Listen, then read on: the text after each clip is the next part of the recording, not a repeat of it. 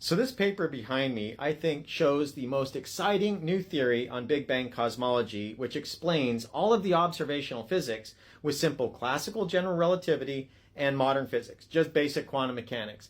And it works like this. The initial singularity would have existed with all the laws of physics being present and some arbitrary number of fermions present. Things like quarks and electrons, those kinds of things would have been present.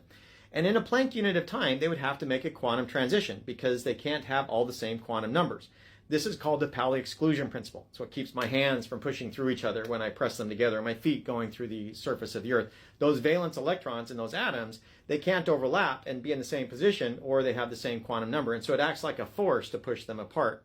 Well, the arbitrary number of fermions present in the initial singularity would have to do the same thing. They have to move apart. And if it happens in a Planck unit of time, it happens at about 10 to the 20 speed of light.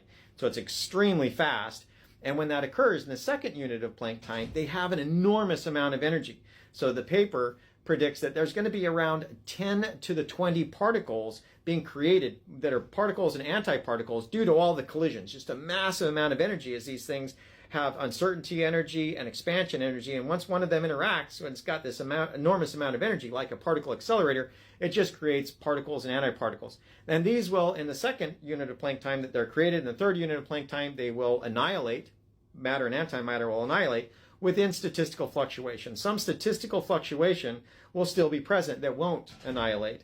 And if you have 10 to the 20 particles, the square root of that is 10 to the 10. So in a single volume of a fermion that came out of that those initial Planck time units, that fermion will then have 10 to the 10 other fermions present there of particles and antiparticles that then has to also do a quantum transition and expand.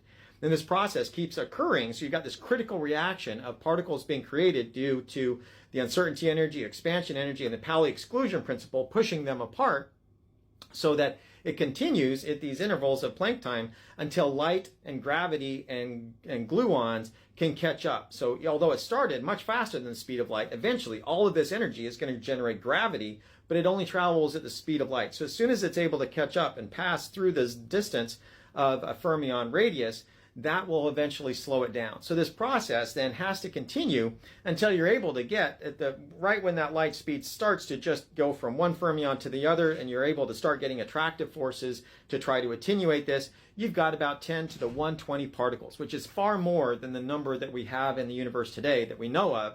And so that this huge amount gives rise to what looks like a flat space-time as we look out into great distances. And because all of these started the same way, they have the same phase space, meaning that you see what we see everywhere, even though they weren't causally connected.